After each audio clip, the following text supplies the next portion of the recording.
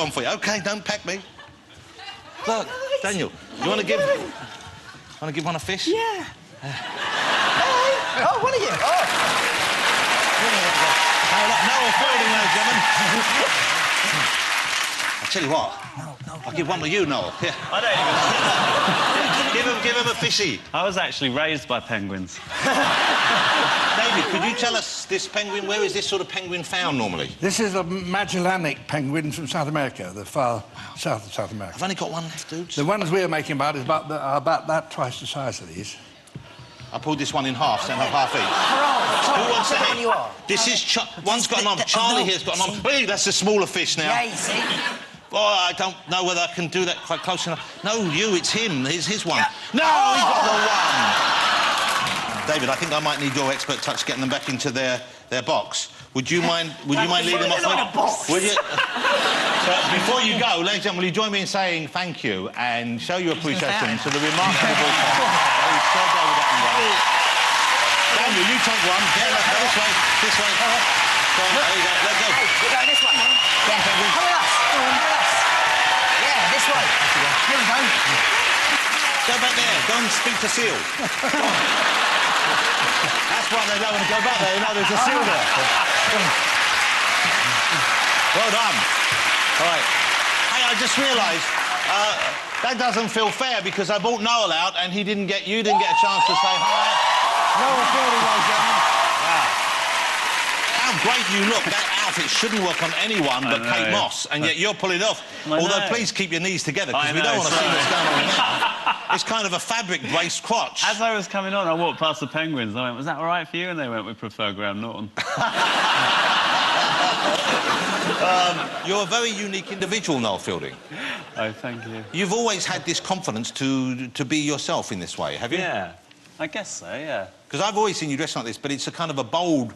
It's a look back and it's a kind of look forward at the same time. Does that make sense? I'm the future and the past combined. But not quite as good as either of those aspects. You're a brilliant comedian, and not everyone would get it straight away, I don't think, because when I first saw The Bush, it took me like a series to kind of get where you're coming from. Do you encounter that a lot, that people have to get used to you, get used to the idea and where you're coming from? It's a bit like a difficult album, you know? It's like Captain Beefheart or something. You have to sort of... when you first hear Captain Beefheart, you think, come on, you've got to be mucking about. This is nonsense. There's no way someone paid you to do this. You're out of your mind. And then? But then, all of a sudden, about 17 years later... It's kind of taken a while, I suppose, hasn't it? The Bush took about 5 years. Me and Julian were just there going, come on, please! Please, someone catch up. I know. Do you miss working with Julian? Is this it for The Bush for now, or are you going to come back? Do you know what's happening there? I do miss working with him, actually. Doing this show was really difficult because he's such a great performer. And he sort of carried the Bush, you know? So when I did this show, I had to carry it, and it was difficult, you know? This show is called Noel Fielding's Luxury Comedy. Yeah. OK, and it's not your average comedy show, as you would expect from Noel. How many characters do you play? How many were in the series? I don't know, actually, a lot. I played so many that... I played about 50 or something, but I played so many, and we did all the characters at the same time, so we did 3 or 4 a day. So by the time we went back to the studio, where I was playing a sort of version of myself... But that's the version of yourself there? Yeah. OK, that's quite some look. What are you wearing on your head there? I don't know, I look like a medieval fireman. It looks a bit like the arse end of a chicken on your head. I don't know, but I was so confused because I played all these characters. You're confused. I know. But when I came to play myself, I had to ask the director. He went, what are you doing? Just play yourself. And I went, which one am I? Who are your favourite characters from the new list? Do you have favourites from this new bunch of weird things? Yeah, there's a sort of New York cop who's... he's got a knife wound on his arm and 2 bullet holes, and it talks to him. And over the years, it's become his partner. And he's called Raymond Boombox, and he's like, New York cop, I'm Raymond Boombox, and he's gash, he's got talking gash. They go, Sarge, come on, you gotta nail this guy. He's like, shut up, and he feeds it meatballs. And one of the great things about this country is not only is he allowed out, but also someone put up the money to bring that character to life on screen. Would you like to see Inspector Boombox? I'm warning you, even with that description, it's still weird. OK? Here's Inspector Boombox. I'm Sergeant Raymond Boombox. As you may or may not know, in 1975, I received a knife wound in the line of duty. A knife wound that started talking to me and occasionally helped me solve cases. Helped you on some of your cases? I solved most of them, you fat son of a bitch! Shut up, you freak! Trying to put you in some kind of goddamn context. Anyway, one of the most exciting cases we worked on was when we were in Miami undercover. Hooper, what was the name of that case? What do you mean, the one where you're wearing the pink salmon shorts? You look ridiculous, you big fat pumpkin ass sticking out. You picked those out for me! What were you wearing anyway, your wife's skirt? It was a sarong, actually, and it was your wife's. I predict an immediate cult following. Inspector Boombox, just one of something like 50 characters in this new series. Yeah, there's a lot of characters. There's a chocolate finger who's a PE teacher. Of course there is. Oh, there he is. He's called Roy Circles. Of course he is. He was in the war. He got shell shock, so I think he was a games teacher at some point, but he's slightly lost his mind. He plays swing ball on his own because his wife died and they used to play tennis together, so he wears her dress and plays swing ball. Just trying to recreate some of those hours together. He's quite a poignant character. He's a tragic and powerful and moving character. He is, The chocolate finger. The fact that he's a chocolate finger... He's by the by. It's not real. You probably don't have a convincing answer for this, but where do you come up with an idea like that, and why do you come up with an idea like that? What is the... Were you eating a chocolate finger at the time, or just... I guess I was brought up on Peter... Oh, I loved Peter Kirk and I loved Spike Milligan and I loved Python. I think I like a lot of those comedians, and then when the Boosh came out, we were grossly out of fashion. It was a lot of realism, and The Office was big and stuff, and we were so out of fashion. I think probably now I'm out of fashion with television in general. It's very reality-based now, and this is kind of very crafted But you show know what? that's taken years. The best stuff is out of fashion. You know, Sir David Attenborough, and you may or may not know this, he was the controller of BBC Two for many years, and it was under his watch that Monty Python was commissioned. This is right, isn't it, Sir David? Yes. Yeah. And that was not a hit straight out of the trap, was it? No. Would you have gone with the show in which a chocolate finger plays swing ball, but as tribute to a dearly departed loved one? I think I would have asked some people in their 18 or 20s whether they would go for it. That's the way forward. And that's kind of where your main fan base is, I guess. Exactly.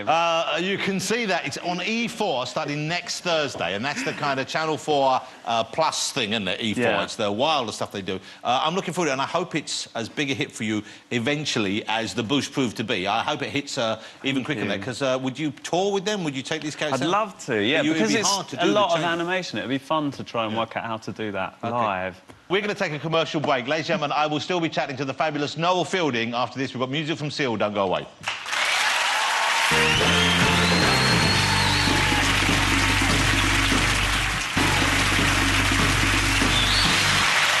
Welcome back.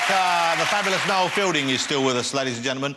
Did you see, I don't know if you saw this, Noel took part in the Comic Relief, was it called Let's Dance for Comic Relief? I think it was. It's called Let's Dance, yeah. Where Noel appeared as, would you inform everyone? Kate Bush. Kate Bush, ladies and gentlemen. And you made a very good Kate Bush, I thought. I think you made quite an attractive... Look at that. That is Kate Bush. You could work as a... Is that... Oh, I see. I'm sorry. That's not me, Jonathan. I thought that was you. I basically look like Florence and the Machine if she had a hangover. Let's have a look at Noel as Kate Bush. I'm hoping now that I'm not going to show a clip of Kate Bush, because clearly I can't tell the two of you apart, but have a look at it.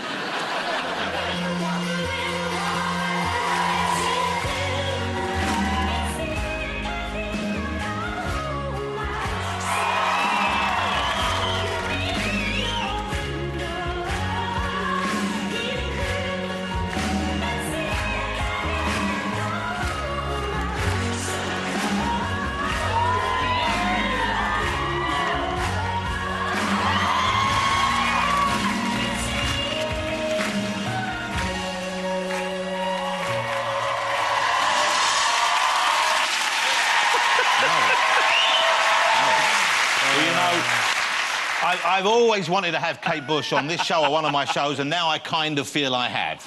You know, it's as good as that.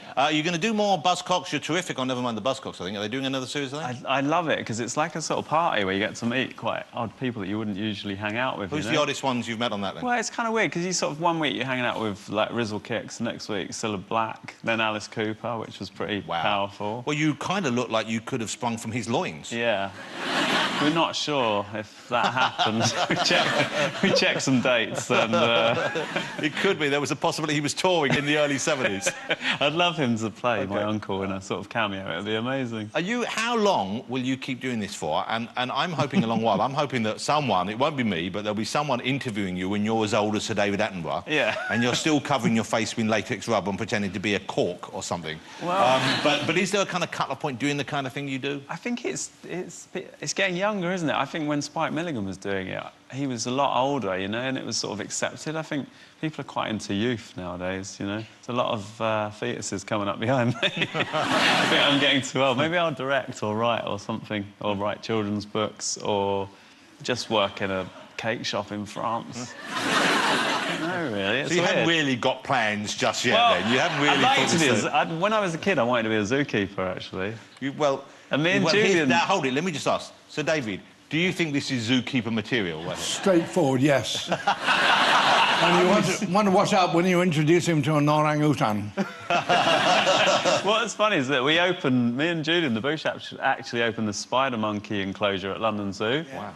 No one asked us to, we just turned up at night. Let them all out! No, but we did. They officially asked us to, and there was a plaque there and everything. But what happened is they put the trees too close to the fence, so they all got out, and they were just wandering about Camden. Wow. I bet no one noticed in Camden, did they? Apparently they're in the Hawley Arms, just getting drunk.